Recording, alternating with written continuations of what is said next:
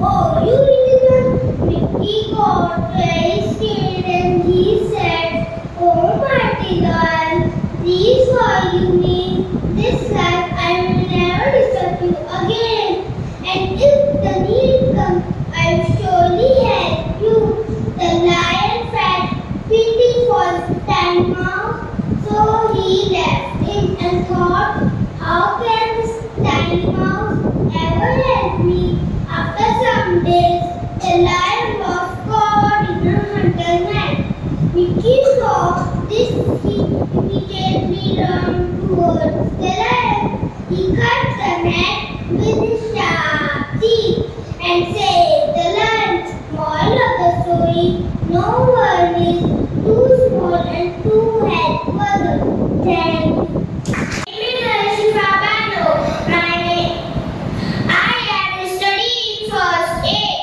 My story name is Having a Best Friend. Life is full of ups and downs. Besides family, we need someone's shoulder to share all our complaints to him. Because many a time we cannot share all our happening with our family. And a person who is always ready to console us, to cheer us, is none than our best friend. So respected sir, madam, my teacher, and all my dear friends. Today my story is about two friends, Jack and Sam, who were walking towards the desert. At some point of their journey, they had an argument and slapped on some face. Sam was very hurt, but without saying anything, he wrote it on the sand. Today, my best friend slapped me on my face. They kept on walking until they found an oasis where they decided to take a bath. Suddenly, Sam got stuck in the mud and started drowning. But Jack saved him. After he recovered from drowning, Sam wrote it on a stone till my best friend saves my life. Confused Jack asked Sam, "After I hurt you, you wrote it on the sand and now you wrote it on a stone. Why?" Sam replied, smiling, "When someone hurt us, we should write it on the sand. As the wind of forgiveness blow it away and ran. Someone does good for us, we should write it on a stone, so that no wind can blow it away." Moral of the story: don't value what you have in your life, but value who you have in your life. And thank you. Hello everyone, my name is Nesta. I'm from Allah Subhanahu wa Ta'ala has created all human beings and other creatures also. None of them look similar. All are different. Some are beautiful, some are not. But Allah Ta'ala has designed it. Some people may not understand. So respected madam, principal madam, and my dear teacher, let me help you all with the help of my story. The ugly tree. Once upon a time, in a large forest, there grew many different trees, such as mango, teak, oak, banyan, neem, etc. Among them there was one tree which had a crooked trunk. It was ugly as compared to other trees. The other trees used to tease it. "You are so ugly tree. You are such an ugly tree." The poor tree was very sad. He always thought, "Oh God, why did you make me so ugly? Why am I not beautiful like other trees?" One day the woodcutter came to the forest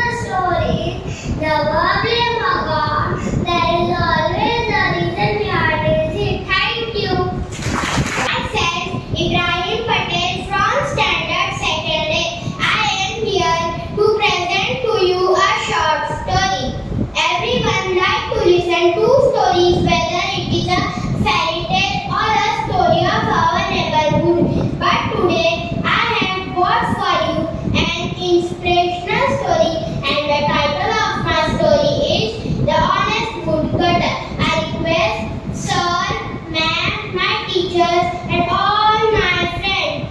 Please listen to my story carefully. Once upon a time, there was a woodcutter named Bolu. One day, while he was cutting the wood near the edge of river, his axe slipped before his hand and fell into the water.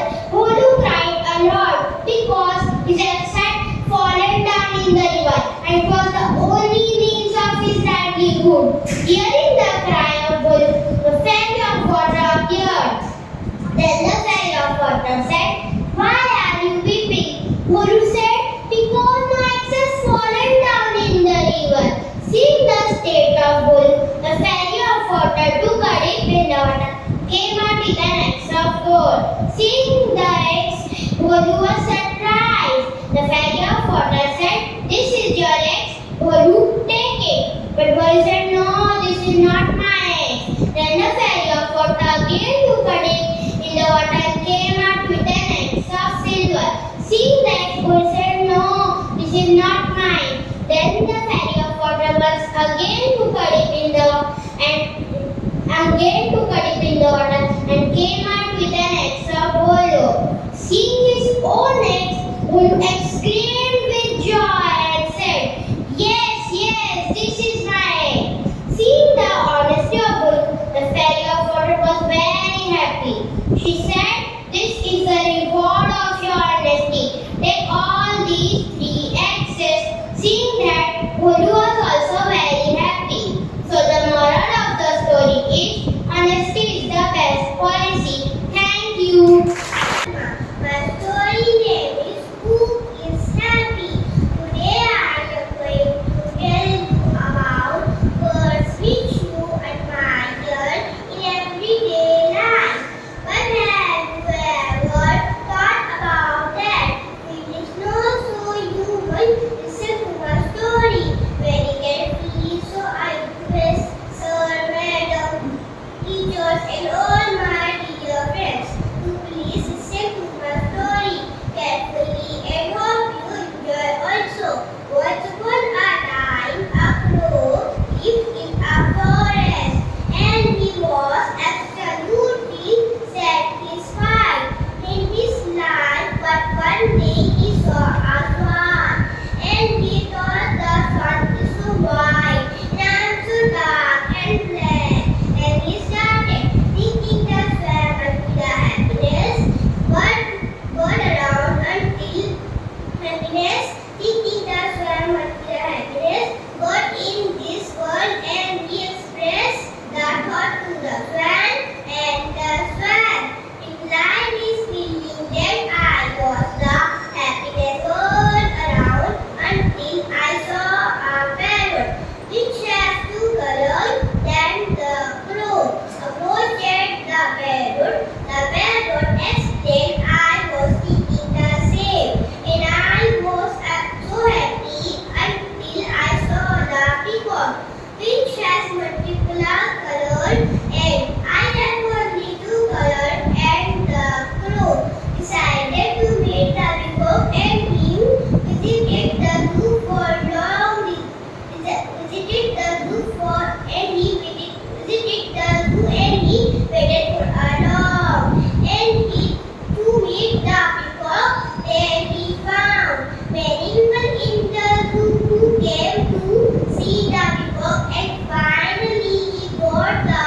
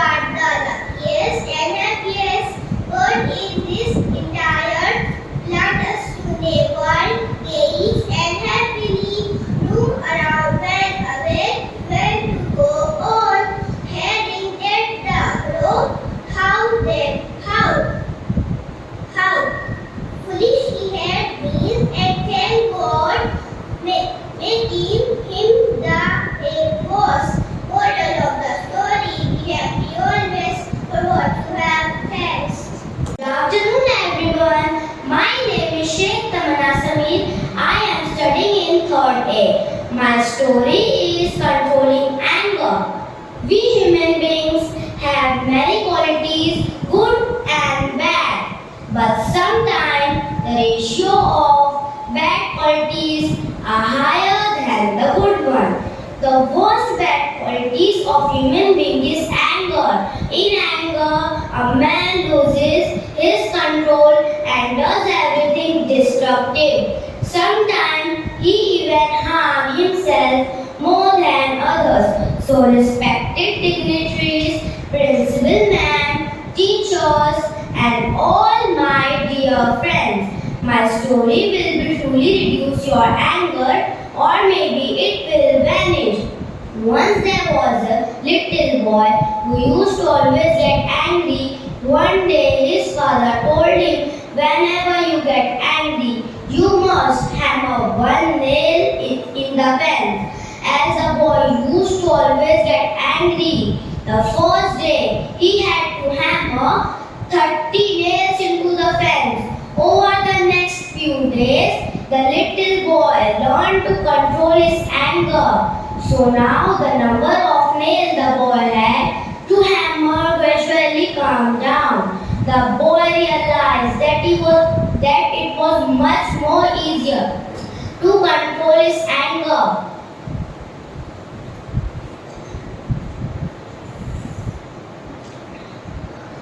than to hammer the nail. Finally, one day came, he realized that he was not getting angry anymore. He rushed to his father and shared to him about this. His father was very happy. Now the father told him that whenever you are able to control your anger, you are supposed to remove one nail from the fence. As the days passed, the young boy was able to remove all the nails from the fence. He was very happy. He went and told this to his father. His father caught his hand and took him towards the fence. The father said, well done, my son, but look at the fence. Even though you have removed the nail, the holes are still there. The fence is not the same. Similarly, when you say things to someone in anger, the scars always remain. The moral of the story is anger is a bad thing. You should never get angry without any reason. Thank you. Proud butterfly. Allah Ta'ala has created the nature which includes human being and many other creatures. And today my story is about the beautiful creation of nature with beautiful color and body as slim, trim as Deepika Padukone and attitude just like Kareena Kapoor. So all present here with due respect to you. All I began with my story, the proud butterfly.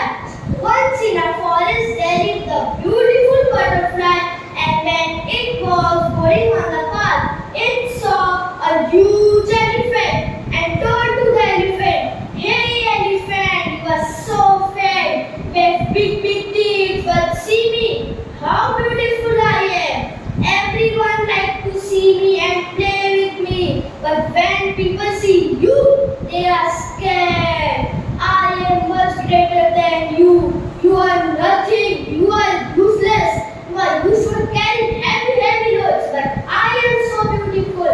I lay down on the floor and it looks a beautiful scenery, but when you walk on the path, it looks so dirty. You know, I also selected for beauty contest, but you are not selected for any contest. Okay, what's your name? I forgot to ask you. Suddenly, a huge wind blowed. The elephant stood stable, but the poor butterfly flew away and asked help from the elephant. The elephant caught the butterfly with its huge tongue, and then butterfly feels safe. And then the butterfly realized that beauty will not be in the outlook, it is always in the inner look. And then onwards the butterfly was not feeling proud, it was friendly to each and every animal present in the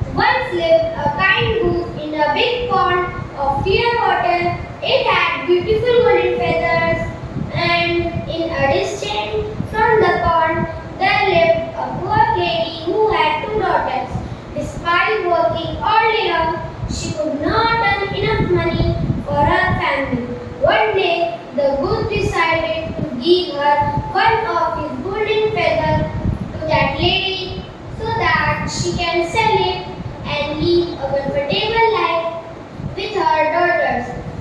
The next day, the goose meet to the poor lady. Seeing the goose, the poor lady said, "Why have you come here? I have nothing to give you, but I have something to give you." The golden goose replied, "Look at my feathers. I am not an ordinary goose. I will give you one of my golden feathers every day, so that you can sell it in the market, get money, and live a comfortable life with your daughters." The poor lady happiness had no word. She thought that the goose was some angel sent by God to free them from their suffering. From then onward, the golden goose gave golden feathers every day. The poor lady sold the golden feather and get enough money to lead a comfortable life. But one day, the greed overpowered the lady.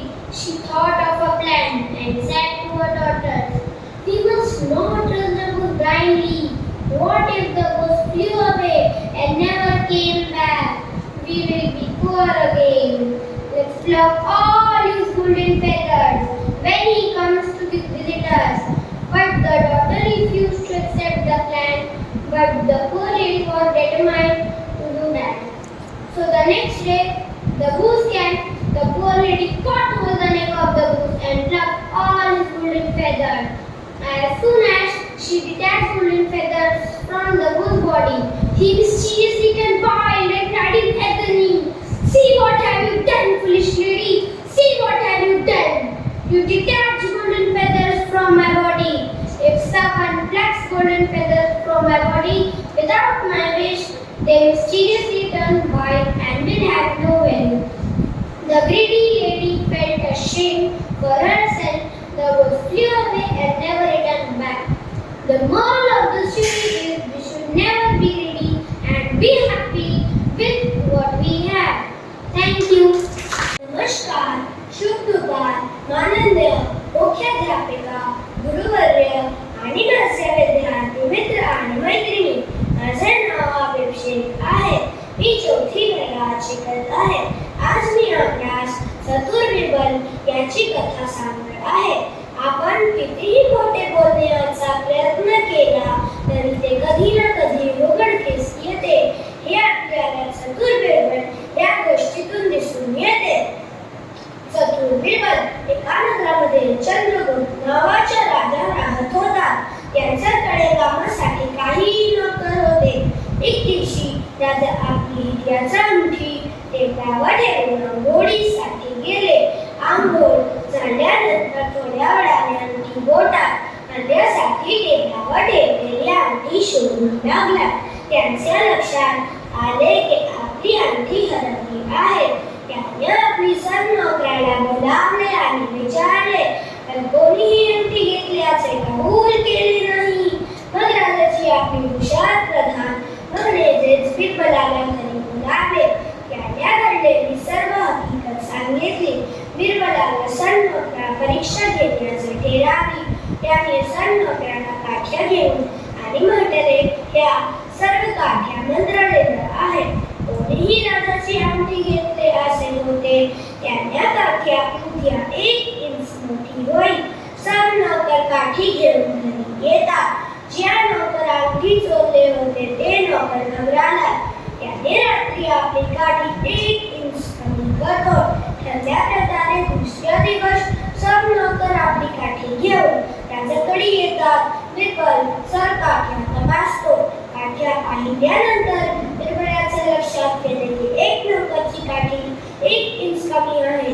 बिरबलाला म्हणते, हाच चोर आहे. तो नोकर आपली चूक कबूल करतो. राजा त्या नोकराला शिक्षा देतो.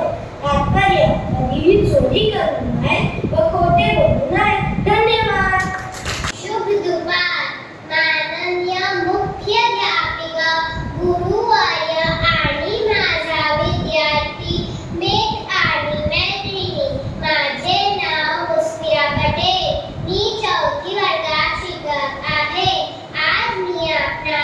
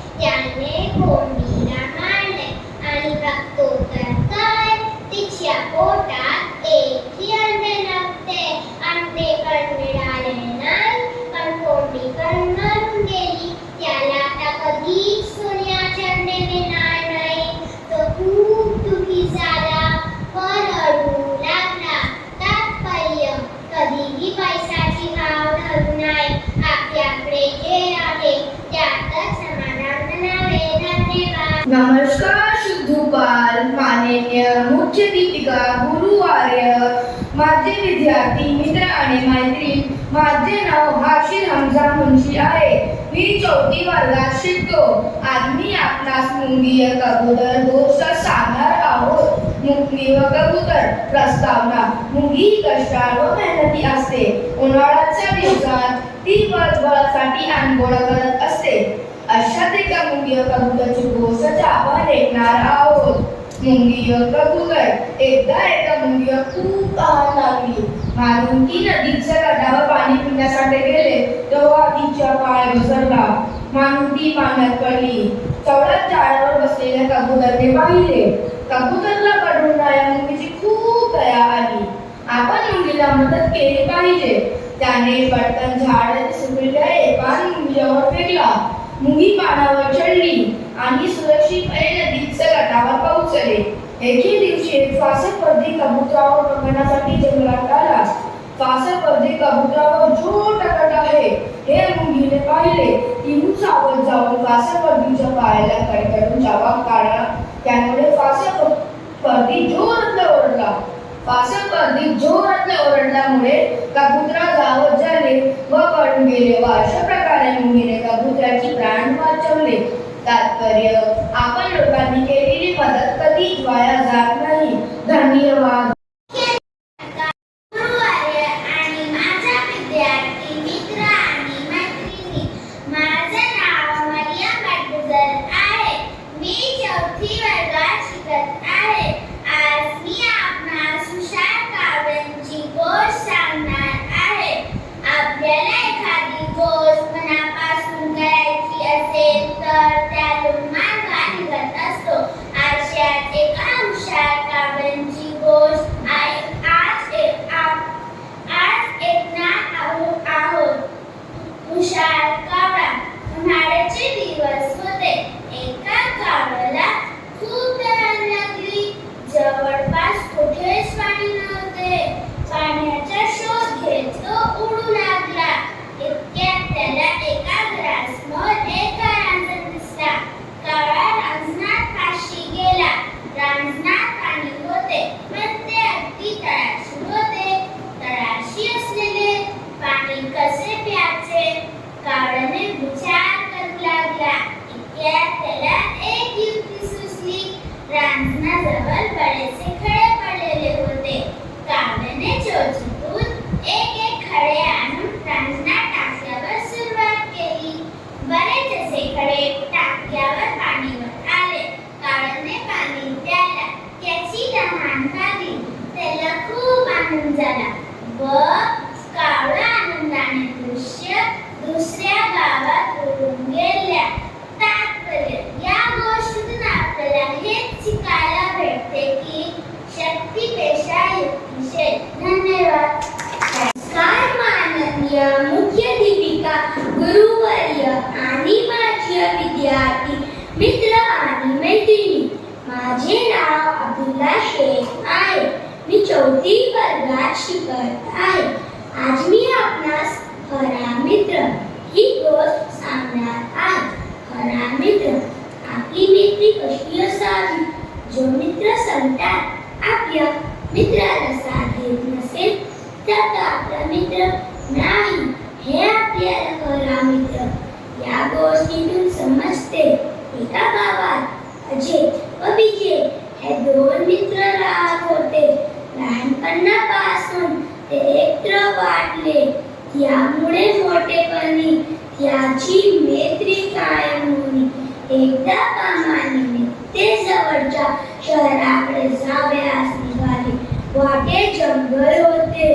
संध्याकाळच्या आत शहरात पोहोचणे आवश्यक होते. दोघेही बरोबर चालत होते. पण वाटेतच संध्याकाळ झाली. तेवढ्यात समोरून काहीतरी चालत येत असल्याचे त्याच्या दिसले. ते अस्वल होते. दोघेही घाबरले. विजय जवळच्या झाडावर चढला व बसून राहिला. पण त्याला काय सुचत नव्हते, कारण त्याला झाडावर चढता येत नव्हते. तो जमिनीवर पडून राहिला व त्याला श्वास ओढून ठेवला. नद्याच्या पाण्याजवळ मुंगले ही व्यक्ती मेलेली असे समजून ते अस्वल निघून गेले. ताबडतोब विजय झाडावर खाली उतरला. अजय उठला. विजयने विचारले, अस्वल तुझ्या कानाशी येऊन काय म्हणाले? अजय शांतपणे म्हणाला, जो मित्र साथ देत नाही तोच बैमान समजावा. तात्पर्य या गोष्टीतून आपल्याला हेच शिकायला भेटते की जो मित्र संकटात आपल्याला साथ देत नाही तो खरा मित्र. धन्यवाद. माननीय मुख्याध्यापिका, गुरुवर्य आणि माझे विद्यार्थी मित्र आणि मैत्रिणी, माझे नाव अधिका खत्री. मी 4थी वर्गात शिकत आहे. आज मी आपणास भित्रा ससा ही गोष्ट सांगणार आहे. भित्रा ससा. आपण दुसऱ्याच्या सांगण्यावर बोलण्यावर कधीही पटकन विश्वास ठेवू नये, नाही तर एकामुळे दुसरे देखील त्यात अडकले जाऊ शकतात. हे आपल्याला भित्रा ससा या गोष्टींमधून दिसून येते. एक दिवस जोराचा वारा वाहत होता, त्यामुळे जंगलात वाऱ्याचा आवाज येत होता. ससा पाळणा पडला. तो पडत जाऊन झाडाच्या दोरीत नमला. अचानक त्याने जबरदस्त मोठा आवाज ऐकला. त्याने उडी मारली व तो रानात पडू लागला. पडता पडता ओरडला, पडा पडा, आकाश पडत आहे. त्याला वाटेत हरीण भेटले. हरणाने विचारले, तू का पडत आहेस? ससा म्हणाला, तू आवाज नाही ऐकलास? आभाळ पडत आहे. त्याच्या बरोबर हरीण सुद्धा धावू लागले. दोघांना वाटेत झेब्रा भेटला. समजल्यावर तो देखील पडू लागला. हे तिघे पडत असताना एकामागोमाग एक असे जिराफ, कोल्हा, लांडगा आणि अनेक प्राणी पडू लागला. सिंहाने आवाज ऐकला आणि तो गुहेबाहेर आला. त्याने विचारले, काय झाले? सर्व प्राणी ओरडला, आभाळ पडत आहे. ससा म्हणाला, मी आभाळाचा तुकडा पडताना पाहिला आहे. सिंह म्हणाला, तू मला तिच्याकडे दाखवतोस? ससा सर्व प्राण्यांनी घेऊन झाडाजवळ आला. तिथे एक आंबा पडला होता. सिंह म्हणाला, हा पहा आभाळाचा तुकडा. आता सर्व प्राण्यांनी लाजेने मान खाली घातली. तात्पर्य या गोष्टीतून आपल्याला हेच शिकायला भेटते की कधीही अफवा पसरवू नये. धन्यवाद. अध्यापिका, गुरुवर्य आणि माझ्या विद्यार्थी मित्र आणि मैत्रिणी, माझे नाव शेबासकार. मी 4थी वर्गात शिकत आहे. आज मी आपणास लोभी कुत्रा ही गोष्ट सांगणार आहे. लोभी कुत्रा आपल्याला अनेक गोष्टीचा लोभ असतो. उदाहरण पैशाचा, खाण्याचा, मोबाईलचा. त्यात गुंतल्यावर त्याचे दुष्परिणाम काय असतात हे आपल्याला लोभी कुत्रा हे गोष्टीतून दिसून येते. एक त्या कुत्र्याला खूप भूक लागलेली होती, म्हणून तो रस्त्याने फिरत होता. रस्त्याने फिरताना त्याला एक भाकरीचा तुकडा सापडतो. तेव्हा तो इकडे तिकडे बघून तो भाकरीचा तुकडा तोंडात धरून धावू लागला. धावताना तो एका पुलावर येऊन थांबतो आणि पाण्यात पाहतो. कुत्र्याने पाण्यात बघितले आणि त्याला आणखी एक कुत्रा पाण्यात दिसतो. त्या कुत्र्याच्या तोंडात भाकरीचा तुकडा दिसतो. मग त्या कुत्र्याला असे वाटते की त्या पाण्यातील कुत्र्याच्या तोंडातील भाकरीचा तुकडा हिसकावून घ्यावा. तो तोंड उघडून पाण्यातील कुत्र्यावर ओरडू लागतो आणि त्याच्या तोंडातील भाकरीचा तुकडा पाण्यात पडतो आणि त्याला उपाशी राहावे लागले. तात्पर्य, जास्त लोभ धरू नये. आपल्याला जेवढे जे आहे त्यातच समाधान म्हणावे. धन्यवाद. माननीय मुख्याध्यापिका, गुरुवर्य आणि माझ्या विद्यार्थी मित्र आणि मैत्रिणींनो, माझे नाव आयशा शेख. मी 4थी वर्गात शिकत आहे. आज मी आपणास लोभी कुत्रा ही गोष्ट सांगणार आहे. आपल्याला अनेक गोष्टीचा लोभ असतो. उदाहरण पैशाच्या, खाण्याच्या, मोबाईलच्या. त्यात व त्याबद्दल दुष्परिणाम काय असतात हे आपल्याला लोभी कुत्रा या गोष्टी कुत्र्याला खूप भूक लागलेली होती, म्हणून तो रस्त्याने फिरताना त्याला एक भाकरीचा तुकडा सापडला. तेव्हा तो इकडे तिकडे बघून भाकरीचा तुकडा तोंडात धरून धावू लागला. धावताना ते फुलावर येऊन थांबलं आणि पाण्यात पाहतो. कुत्र्याने पाण्यात बघितले आणि त्याला आणखी एक कुत्रा पाण्यात दिसतो. त्या कुत्र्याच्या तोंडातील भाकरीचा तुकडा हिसकावून घ्यावा. तो तोंड उघडून कुत्र्यांवर भूक लागतो आणि त्याच्या तोंडातील भाकरीचा तुकडा पाण्यात पडतो आणि त्याला उपाशी लागले. तात्पर्य, जास्त लोक करू नये, आपल्या जवळ जे आहे त्यातच समाधान मानावे. धन्यवाद. माननीय मुख्याध्यापिका, गुरुवर्य आणि माझ्या विद्यार्थी मित्र आणि मैत्रिणी, माझे नाव रशा इम्रान खान आहे. मी 5वी वर्गात शिकत आहे. आज मी आपल्यास मूर्ख मासा आणि हुशार मगर ही गोष्ट सांगणार आहे. मूर्ख मासा आणि हुशार मगर. आपल्या आसपासचे लोक आपल्याला मदत करायचा प्रयत्न करतात, पण त्याच्या विषयी चुकीच्या समजुतीमुळे आपण आपला घात करतो. आज आपण हुशार मगर आणि मूर्ख मासाची कथा ऐकणार आहोत. एका दर्यात खूप सुंदर आणि रंगबिरंगी मासे राहत होते. ते मासे कधीही कोणाचेही ऐकत नसत. त्या दर्यात एक मगर राहत होता. ती मासाला समजावायची, उद्धटपणे वागू नका तर तुमचं नुकसान आहे. परंतु मासे काही तिचे कधीच ऐकत नसत. ते मासे म्हणायचे, आले का आम्हाला शिकवायला. एक दिवस मगर जरा काठी विश्रांती करत होती. तेवढ्या तिथे 2 कोळी आले. पहिला म्हणाला, अरे हे बघ, या दर्यात किती मासे आहेत, आपण उद्याच झाडे घेऊन येऊ. दुसरा म्हणाला, आणि मला खबर वाटते, आपण आज फिरते का नाही करू. मगरीने त्या लोकांचे बोलणे ऐकले. मगर त्या मासाला म्हणाली, तुम्ही या जागेपासून लागून जा. उद्या 2 कोळी तुम्हाला पकडायला झाडे घेऊन येणार आहे. त्यावर मासे म्हणाले, खूप लोकांनी आम्हाला पकडायचा प्रयत्न केला, पण ते कधी सफल झाला नाही. त्यावर तू आमची चिंता करू नकोस. स्वच्छ बघ, दुसऱ्या दिवशी ते करून परत आले. त्याने आपले झाडे पाण्यात टाकले. ते झाडे आकाराने खूप मोठे होते, पण मात्र ते मासे त्यात अडकले. त्या मासांना आपली चूक लक्षात आली. तेव्हा एक मासा म्हणाला, आपण मगरीचे बोलणे ऐकायला हवे होते. ती आपली मदतच करत होते. कोळ्याने ते मासे बाजारात जाऊन चांगल्या किमतीने विकले. मूर्ख मासे अति शहाणपणामुळे आपल्या जीवाला मुकले. या गोष्टीतून आपण हे शिकतो, तात्पर्य, उद्धटपणा आणि अति शहाणपणा आपलाच घात करतो. धन्यवाद. माननीय मुख्याध्यापिका, गुरुवर्य आणि माझ्या विद्यार्थी मित्र आणि मैत्रिणी, माझं नाव शेख खलिफा आहे. मी 5वी वर्गात शिकतो. आज मी आपल्यास शेतकरी आणि गाय ही गोष्ट सांगणार आहे. माणसाने आपल्या स्वार्थीपणा सोडून मुख्य जनावरांना जीव लावला तर प्राण्यांनाही आपल्या लढा लागतो.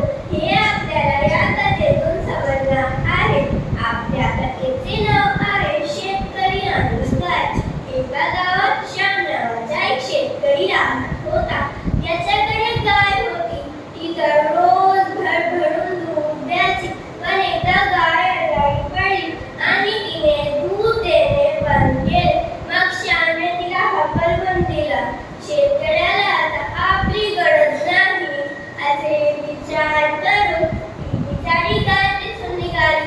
वाटेत चालता चालता ती गाय पडली. तेव्हा नावाच्या शेतकऱ्याने तिला आपल्या घरी आणले. त्याने तिची खूप काळजी घेतली आणि थोड्या दिवसात ती गाय बरी झाली आणि तिने एका गोंडस वासराला जन्म दिला आणि ती पाण्यात भरपूर दूध देऊ लागली. मग गाय व वासराची खूप काळजी घेऊ लागला. गायीचे दूध विकून राम खूप श्रीमंत झाला. ही गोष्ट श्यामलाच कळताच तो रामच्या घरी आला व त्याच्याशी भांडू लागला. पण रामने गाय बडबडतेने नकारली. श्याम म्हणाले, मी तुझी तक्रार करेन. दुसऱ्या दिवशी संपूर्ण गाव जमा झाले.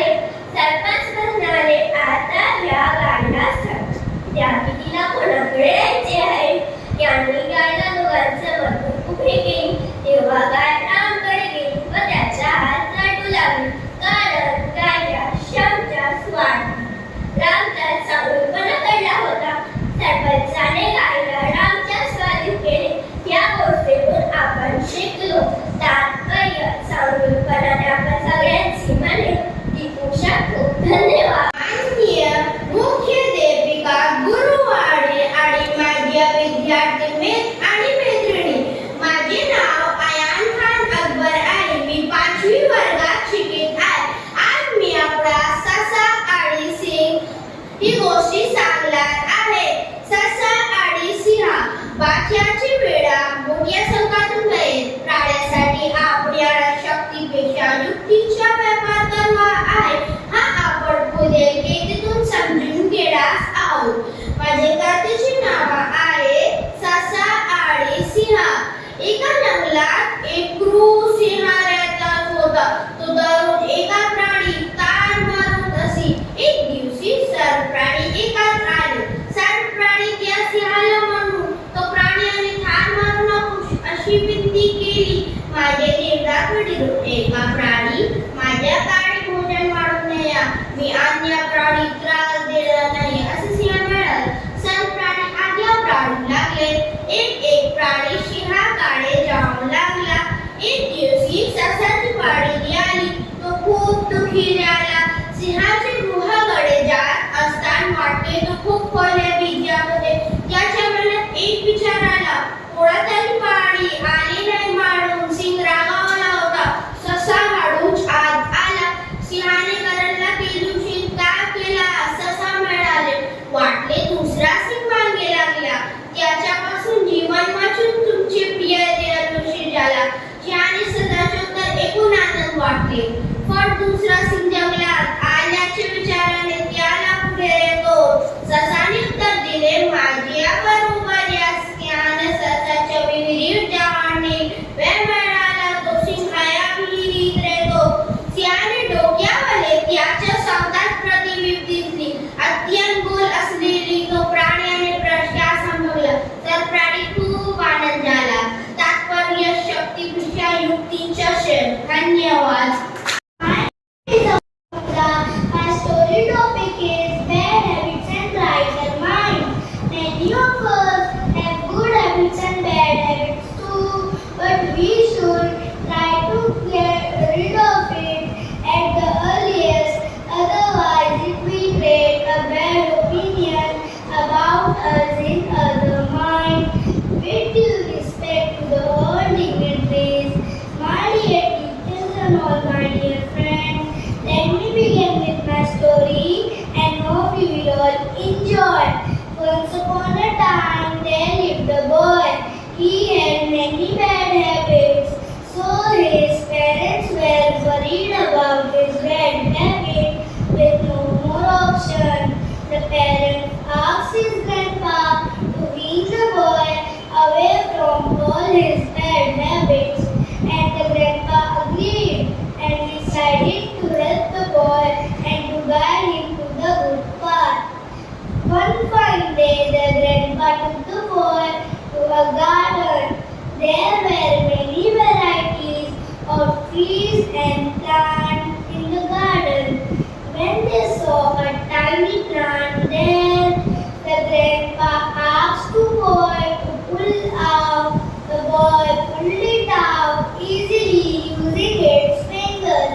Next, the grandpa asked him to pull out a slightly bigger plant. The boy tried with his hand, but the plant came out. Now pull out that one, said the grandpa, pointing to a bush. This time the boy had used all his strength to pull the plant out. Finally, the grandpa showed him a bigger tree and asked him to pull out. The boy grabbed the trunk and tried with his pride, but he failed to pull out. It is impossible, Grandpa, the boy said. The grandpa smiled and said, so it is with bad habits. When they are young, it is easy to pull them out. Once they take hold, they cannot be uprooted, however hard you try. The boy understood the meaning of his lesson and began to change his ways and habits. The moral of the story, it is best to pull out bad habits at the earliest. माननीय मुख्याध्यापिका, गुरुवर्य आणि माझे विद्यार्थी मित्र आणि मैत्रिणी, माझं नाव भूमी अब्बास आहे. मी 5वी वर्गात शिकत आहे.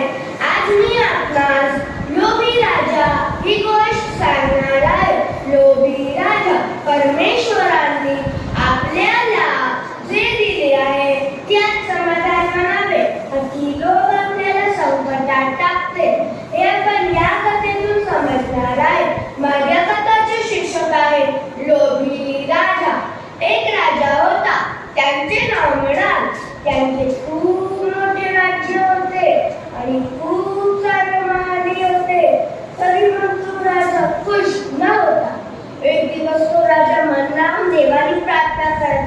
देवाने त्याची प्रार्थना ऐकून प्रकट झाले. त्यांना म्हणाले, बोल, तुझी काय इच्छा आहे? तर तो राजा म्हणाला, देवा मला एक असे वरदान दे, ज्या ज्या गोष्टी मी स्पर्श करीन ते गोष्टी सोन्याची होतील. देव म्हणाला, तथास्तु, तुझ्या सर्व इच्छा पूर्ण होतील. तुला खूप खुश झाला. सर्वप्रथम त्याने आपले सिंहासनाला स्पर्श केले. बघतो तर काय, सिंहासन सोन्याचं झालं. आता काय, खुर्ची, टेबल असे बरेच वस्तू त्यांनी स्पर्श केले. ज्या त्या वस्तू त्यांनी स्पर्श केल्या ते वस्तू सोन्याचे झाले. तर विचारायला लागला, आता मी या जगाचा सर्व श्रीमंत राजा. थोड्या वेळाने त्याने जेवण मागवले. त्याने जसेच जेवणाला स्पर्श केले जेवण सोन्याचे झाले. त्याला विचारात पडला, आता मी काय खाणार, काय पिणार? त्याच वेळी राजाची मुलगी धावत त्याच्याकडे आली. राजाने तिला मिठी मारली. बघता बघता ती मुलगी सोन्याची झाली. अरे देवा, तो राजा खूप घाबरला. तो घाबरून रडायला लागला. त्यांनी पुन्हा देवानी प्रार्थना केली. देव प्रकट झाले. राजाने म्हणाले, देवा मला सोना नको, तू तुझे वरदान परत घे. देवानी एक पाण्याच्या माठाने आणि म्हणाले, त्या वस्तूवर शुंकर, त्या वस्तू सोन्याच्या झाल्या. राजाने तेच करते देवानी म्हणाले. त्यांनी त्या वस्तूवर शुंकर, त्या वस्तू सोन्याच्या झाल्या. बघता बघता ते साऱ्या वस्तू पूर्ण रक्त झाली आणि राजाला त्याची मुलगी पण सुद्धा कळत नाही. आपल्याला या गोष्टीतून काय शिक मिळाली? तात्पर्य, किती लोभीपण कधी काढतो. धन्यवाद. माननीय मुख्याध्यापिका, गुरुवर्य आणि माझे विद्यार्थी मित्र आणि मैत्रिणी, माझे नाव खाली झुबेर आहे. मी 5वी वर्गात शिकत आहे. आज मी आपणास आधी तिथे माती ही गोष्ट सांगणार आहे. माणसाकडे जास्त लोभ असू नये. कधी कधी जास्त लोभामुळे माणसाचे नुकसान होत असते. ह्या आपल्याला आधी तिथे माती ह्या गोष्टीतून दिसून येते. एका गावात एक भिकारी राहत होता. तो रोज भीक मागून आपला उदरनिर्वाह करत असे. त्याला जे मिळेल तो ते खायचा. काही मिळेल नाही तर पाणी पिऊन जगायचा. भीक मागण्याबरोबरच तो दिवसभर देवाचे नामस्मरण करायचा. असा त्याचा नित्यक्रम होता. देवाला त्याची दया आली व एक दिवस देव त्यावर प्रसन्न झाला व म्हणाला, तुला काय हवे ते माग. भिकाऱ्याने सोन्याच्या मोहरा मागितल्या. देव म्हणाला, मोहरा कशात घेणार? भिकाऱ्याने जोडी पुढे केली. जोडीत मोहरा टाकण्यापूर्वी देव म्हणाला, मी तुझ्या जोडीत मोहरा टाकत जाईन. जेव्हा तू थांब म्हणशील तेव्हाच मी थांबेन. पण एक लक्षात ठेव, जर तुझ्या जोडीतून एक जरी मोहर खाली जमिनीवर पडली तर त्याचे माती होते. भिकाऱ्याने आत्ममानी केली. देव भिकाऱ्याचे जोडीत मोहरा ओतू लागला. हळूहळू जोडी भरत आली. पण भिकाऱ्याचे सोन्याच्या मोह आवरेना. शेवटी जे व्हायचे तेच झाले. त्याची जोडी फाटली व सोन्याचे मोहरा खाली पडतात व त्याचे माती होते. त्याचबरोबर देवही नाहीसा होतो.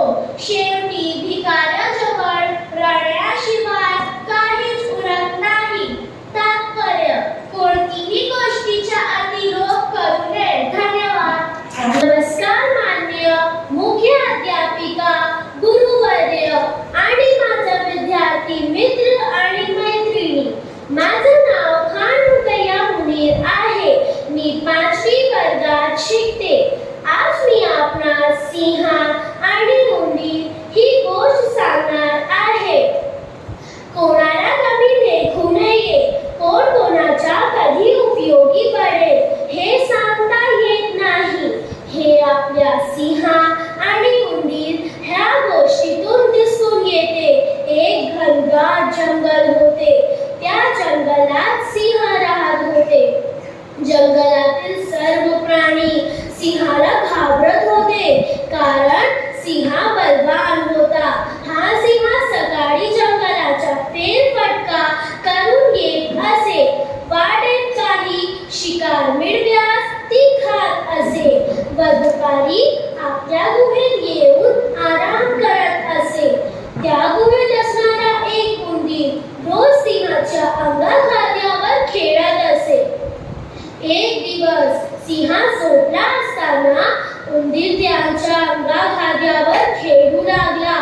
त्यामुळे सिंहाची झोप मोड झाली. सिंहाने त्याला आपल्या पंजात पकडले आणि सांगितले, मी तुला मारणार. तेव्हा उंदीर म्हणाला, मला मारू नकोस, मी तुला कधीतरी मदत करीन तेव्हा. सिंह जोरात हसला, हा हा हा, तू एवढासा उंदीर मला काय मदत करणार, आणि त्याला सोडून देतो. एक दिवशी सिंह शेतात झोपला असताना शिकारी त्याच्या अंगावर जाळे टाकतो व सिंह जाळात अडकतो. काही केल्या त्याला बाहेर येईना सिंह जोरात गर्जना करू लागला.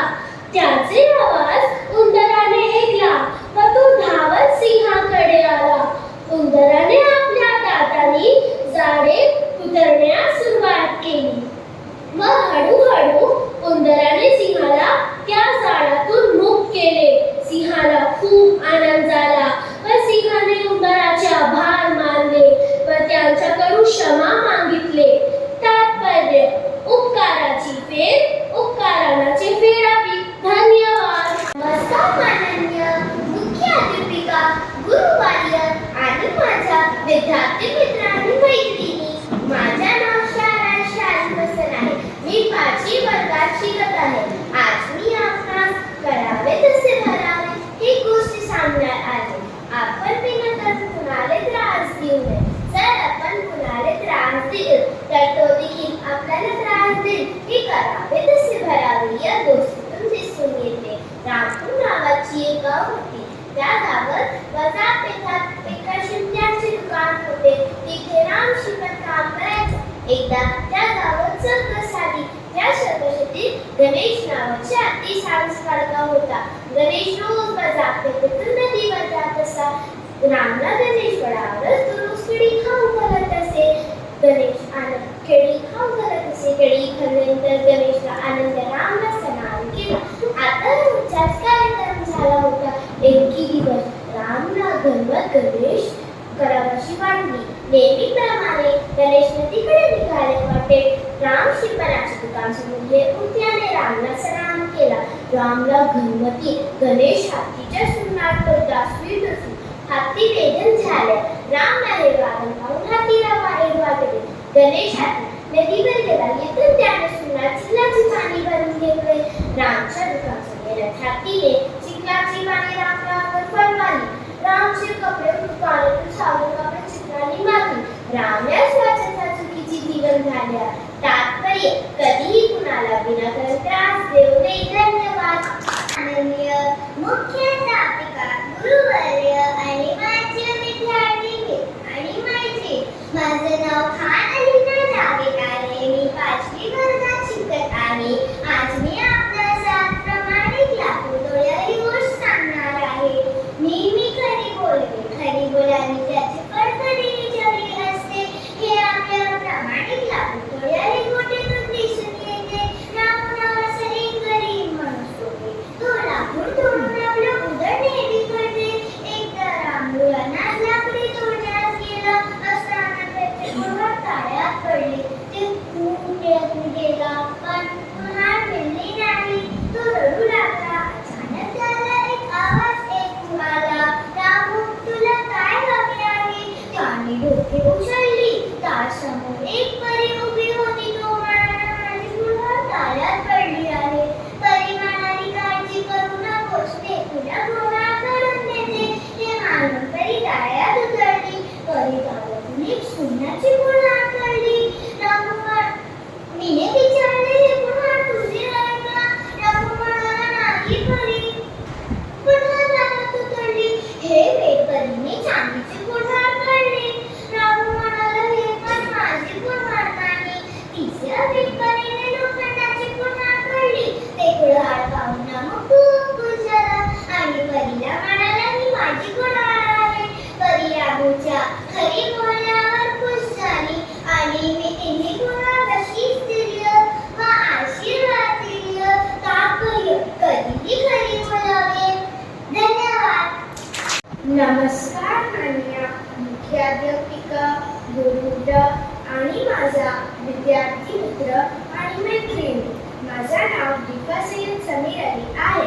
मी 5वी वर्गात शिकत आहे. आज मी आपणास मूर्ख मासा आणि हुशार मगर ही गोष्ट सांगणार आहे. मूर्ख मासा आणि हुशार मगर. आपल्या आसपासचे लोक आपल्याला मदत करायचा प्रयत्न करतात, पण याच्या विषयी चुकीच्या समजुतीमुळे आपण आपलाच घात करतो. आज आपण हुशार मगर आणि मूर्ख मासाची कथा ऐकणार आहोत. एका तळ्यात खूप सुंदर आणि रंगबिरंगी मासे राहत होती. ती मासे कधी कोणाचे ऐकत नसत. त्या तळ्यात एक मगर राहत होती. ती माशांना समजावायची, उद्धटपणे वागू नका तर तुमचंच नुकसान आहे. परंतु मासे काही तिचे कधीच ऐकत नसत. ते मासे नेण्याच्याही आल्यावर आम्हाला शिकवायला. एक दिवस मगर तळ्याकाठी विश्रांती करत होता. तेवढ्या तिथे 2 कोळी आले. पहिला म्हणाला, अरे हे बघ, त्या तळ्यात किती मासे आहेत. आपण उद्या जाळी घेऊन येऊ. दुसरा म्हणाला, अरे मला नवल वाटते, आपण आजपर्यंत हे ताळे का नाही पाहिलं. मगरीने त्या दोघांचे बोलणे ऐकले. मगर त्या मासांना म्हणाली, तुम्ही या जागेपासून लांब जा. उद्या 2 कोळी तुम्हाला पकडायला जाळी घेऊन येणार आहे. त्यावर मासे म्हणाली, खूप लोकांनी आम्हाला पकडायचा प्रयत्न केला, पण ते कधीच सफल झाले नाही. त्यावर तू आमची चिंता करू नकोस, स्वतःचे बघ. दुसऱ्या दिवशी ते कोळी परत आले. त्याने आपले जाळे पाण्यात टाकले. ते जाळे आकारांची खूप मोठे होते, पण मात्र ते मासे त्यात अडकले. त्या माशांना आपली चूक लक्षात आली. तेव्हा एक मासा म्हणाला, आपण मगरीच्या बोलणे ऐकायला हवे होते. ती आपली मदतच करत होता. थोड्याने ते मासे बाजारात जाऊन चांगल्या किमतीने विकले. मूर्ख मासे अति शहाणपणामुळे आपल्या जिवल्या